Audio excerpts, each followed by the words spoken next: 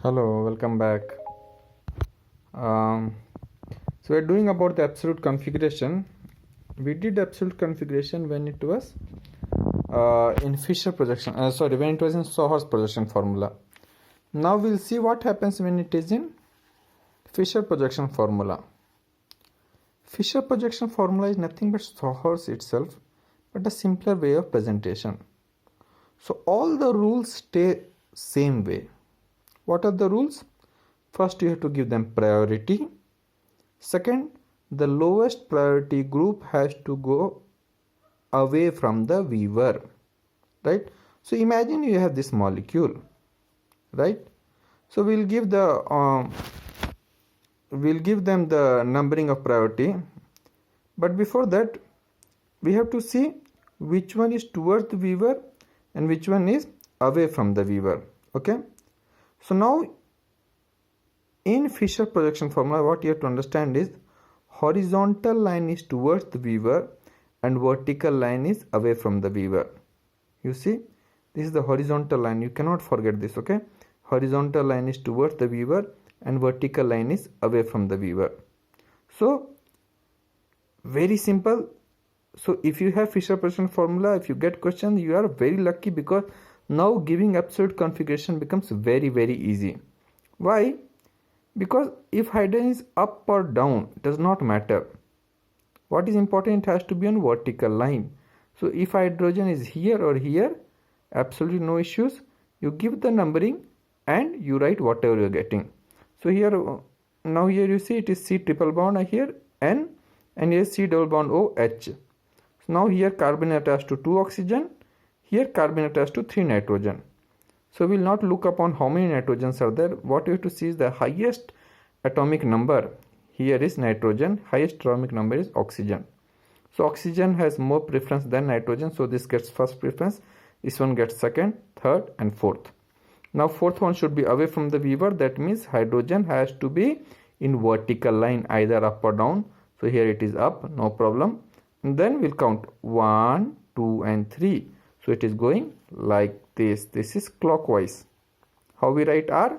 Like this we write R. So it is clockwise. So we'll give it R. Okay. If the lowest priority is on horizontal line, that also makes life very simple actually. What you have to do is, if it is on horizontal line, means it is towards the viewer. Is it very clear? If it is on horizontal line, that means it is towards the viewer. So both of them you have to make solid line and these two will go behind. Right? So now whatever you're getting, you just write opposite of that. So you will give the numbering again. So you are having Cl gets first preference, then fluorine second preference, then oxygen, then hydrogen. Now it is going like this. So this is again how we write R. So it looks like R, but it will be S. Why? Because H is on horizontal line. If it is either on left side or right side, does not matter. Thing is, it should not be on horizontal line. If it is on horizontal line, you write opposite of it. Other way to do it will be, you change them, okay? You understand there is only one chiral center. So if it is only one chiral center, that means only 2 possible enantiomers are there. So if I break bond, if I put H here and Cl here, means what I am doing is, I am bringing to another enantiomer. So important is H has gone here on the horizontal line. And then you can exchange other two also, or you can exchange anything else, put hydrogen and then you'll count, you'll get the right one.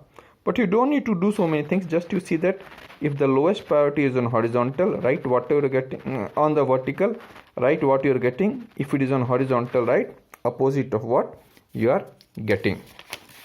Right. Now we'll do absolute configuration for molecules which has more than one chiral center. So let's take this example. Okay, so now we have to, while naming the nomenclature, you have to write the name, you have to start counting 1, 2, 3, 4. Now you have to look for the longest chain 1, 2, 3 and 4. Now question can come, should I start counting from here 1, 2, 3 and 4, or shall I count from here 1, 2, 3 and 4? So we have studied, when we are talking about IUPAC naming, we always give first preference to COH and acid derivatives, then aldehydes, then alcohols. The more oxidized form gets more preference than less oxidized form. You know, alcohols gets oxidized to aldehyde, aldehyde gets oxidized to carboxylic acid. So here also between aldehyde and alcohol, aldehyde gets preference. So you start counting from here 1, 2, 3 and 4. Right? Now you have to give nomenclature, and it can have very complicated name. We are not bothered about that. What we are interested in, giving absolute configurations on the chiral centers. Now what is chiral center? Chiral center is that carbon which has all 4 substituents different. You have to do a lot of examples. Okay, look at the books. So many examples, cyclic examples will be there. You get a lot of confusions. So unless you solve them, you won't know. So that carbon which is all the 4 substituents different. Now if you see, it is C double bond O. So whenever there is double bond, that carbon cannot be chiral. You forget about it. Now see this carbon.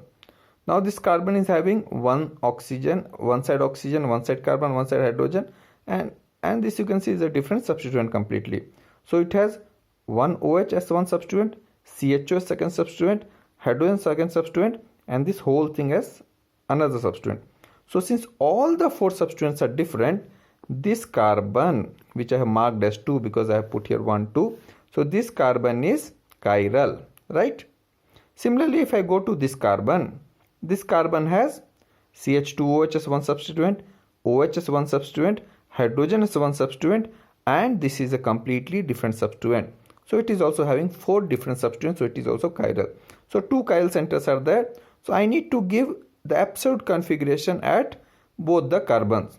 So again, what we have to talk about 2 and we have to talk about 3, right? So let us talk about carbon number 2. What happens?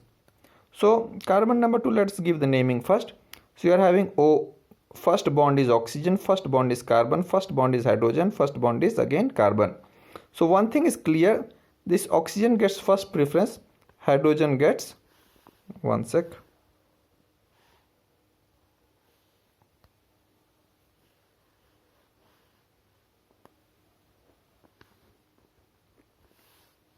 Hydrogen gets fourth preference. Because there is a clear cut, oxygen has highest atomic number, hydrogen has lowest atomic number. Now between CHO and this we have to see the difference. So CHO is C double bond OH, right? So it is like carbon is attached to 2 oxygen atoms. Whereas this carbon is attached to 1 oxygen, 1 carbon. So we don't bother about carbon, we look only at the highest atomic number. So here it is attached to 2 oxygen atoms, here it is attached to only 1 oxygen atom.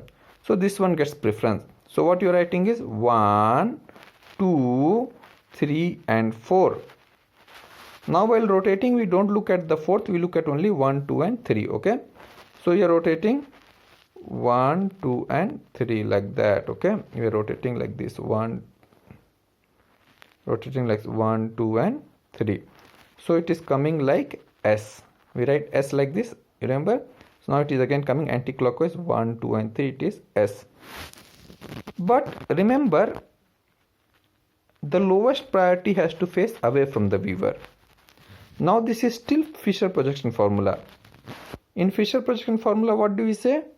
The horizontal line is towards the viewer. It is something like this OH and this hydrogen is towards the viewer and this CHO is away from the viewer, okay? So important is hydrogen is towards the viewer. So whatever you're getting, you write opposite of that.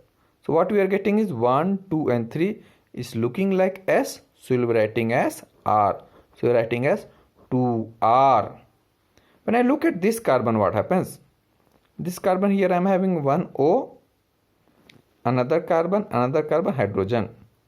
Now very clearly oxygen will get first preference. So I am putting 1 prime so that I differentiate between this chiral carbon and this chiral carbon. So I am putting it as 1 prime. And clearly this will get 4 prime because hydrogen is lowest atomic number. And now we have to differentiate between this and this. So this carbon attached to 1 oxygen and 2 hydrogen. This carbon attached to 1 oxygen, 1 carbon. Now 1 oxygen is equal. But next is 2 hydrogens, here 1 carbon. So of course this carbon gets preference. You understand, this whole thing is one substituent.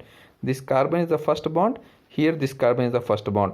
Now this carbon second bond is oxygen, second bond is carbon. Here second bond is oxygen, second bond is 2 more hydrogens. So this one gets preference. So you are writing as 1 prime, 2 prime, 3 prime, right? Hydrogen we not count. Again now it is on the horizontal line, not on vertical line. Horizontal line means towards the Weaver. So whatever you're getting, we'll write opposite of that. So what we'll write is 1, 2, 3. So it's going like that. It's like S. So we'll be writing as 3R. So the absolute configuration is 2R and 3R. It needs a lot of practice, please. At least this much you practice well and then do other problems. Right, let's go to next molecule. So here again there is CHO and COH. So we'll start counting from here. We'll not count from here because COH gets more preference than CHO. So it is 1, 2, 3 and 4. Again you can see the starred ones are the chiral carbons, because on this carbon you are having COH as one substituent, CH3 as second substituent, hydrogen as third substituent, and this whole thing is fourth substituent starting from this carbon. Similarly for this CHO is 1, second, third and fourth. Right? Now we have to give the numbering. So I'll start giving numbering for this one. So now it is COOH. So it is C double bond O OH. So C double bond O means carbon attached to 2 oxygen plus another carbon, that means another oxygen, that means attached to 3 oxygen. And here it is carbon with 3 hydrogens. So here carbon attached to 2 carbons. So of course this gets first preference, this gets second preference, this gets third, and this gets fourth. Now again the fourth preference hydrogen is on the horizontal line. It should be on the vertical line. Remember this, okay? The lowest priority has to be on the vertical line. Either up or down does not matter, but it has to be on the vertical line. But here it is coming on a horizontal line. That means whatever you're getting, you write opposite of that. So 1, 2, 3. So it is coming 1, 2 and 3. It is coming like this. That's how we write R. So it looks like R, but it will be S. So it is 2S. Similarly we go here. So it is first preference, second preference, third preference is going like this. So it is going like R. So it will be S. Now we look at molecules which is Shawhart's position formula, but more than one chiral centers. So again, if you see here, you have to look at the longest chain. Longest chain is CHO, carbon, carbon, CH3. Now of course counting will start from CHO. It cannot start from this carbon, okay? It has to start from carbon. It cannot start from oxygen because that is a functional group. And now between CH3 and CHO, CHO gets first preference. So start counting. So I have put this what is called a Roman numeral. So Roman 1, Roman 2, Roman 3, Roman 4. So these are the two chiral centers, Roman number 2 and Roman 3. So at 2 and 3 I want the absolute configuration. Right? Now what we said, the lowest priority has to be away from the Weaver. But here hydrogen is towards the Weaver. That also makes our job easy. If hydrogen is towards the Weaver, whatever you're getting, right opposite of it. Clear? So now here on this carbon, first bond is oxygen, first bond is carbon, first bond is carbon, first bond is hydrogen. So one thing is very clear, this one gets first preference and this one gets fourth preference. Now between this and this is a doubt. So this one is CHO, so carbon attached to 2 oxygen, and here carbon attached to 1 oxygen, 1 carbon. So of course 2 oxygen gets preference. So this gets second preference, this gets third preference. Now what you are getting? 1, 2 and 3. So it's coming like this. It is coming like R. So you'll be writing S because hydrogen is towards the Weaver. Here if you see hydrogen away from the Weaver, excellent. Whatever you'll get, you write same way. So again you are having preference. First is oxygen, then fourth is hydrogen. So I can write here 4 prime, and then second prime and third prime. So this is CH3 and this one is carbon attached to oxygen. So this one gets second preference. So 1 prime, 2 prime, 3 prime, right? So it is going like this. So it is going like R, and we'll be writing also R because hydrogen is away from the Weaver. Okay, please practice and write down the notes while seeing, and then you do another assignment without seeing this answers and do it for yourself. Okay, now here look here at this molecule. So here I made knowingly this little complicated. Now this hydrogen is on the plane. Now when it is on the plane, it makes our life miserable. Because now if it is toward the viewer, write opposite. If you are away from the viewer, write exactly same.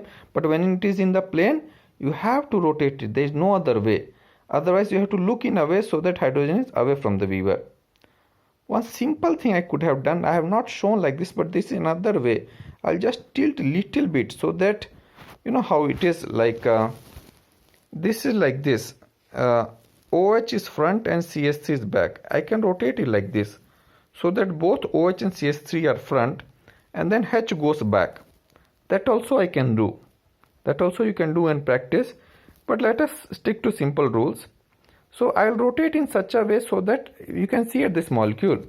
Here I am the viewer. I am looking from front. So for me, this hydrogen is on the paper. This OH is above the paper. And this CH3 is below the paper. So this is away from me, away from the viewer. So if I put hydrogen in place of CH3, my all problems are solved. Now it is like a fan. You understand? This line is the stick which holds the fan. And this fan can rotate. This fan has 3 blades. One H, this thumb, and then OH, that is index finger, and this CH3, which is the middle finger. You can rotate like that, you can rotate like that, as you want. Now understand, this thumb is the hydrogen. I rotate little bit so that it goes in place of CH3. So I catch hold of this H and push it in the place of CH3. So what happens? CH3 comes front, OH comes front. You understand, this bond allows absolute free movement. It is like fan zug is going, okay? So you have rotated it in a way so that hydrogen comes in place of CH3. CH3 comes front and OH goes in the plane, right? Similarly, I can rotate this also. So I'll rotate it. I will just hold this hydrogen, push it behind, right? And I'll rotate this whole thing. It's again a fan, you understand? It's a stick which allows free rotation. And then you are having like this. You see like this. This hydrogen is the index finger in the plane. Then this CHO is towards the viewer and CH3 is away from the viewer. And you rotate it. And you rotate it so that H goes in place of CH3. So when H goes in place of CH3, CH3 comes front, CH3 comes front, and CHO goes in this place. And now, whatever you're getting, you write it because both hydrogen are away from the viewer. Okay. So what are we getting? Let us do this. So first preference, second preference, third preference. So many times we have done so. Okay. So it is 1, 2, 3. So it is going like that. So it is S. So 2S.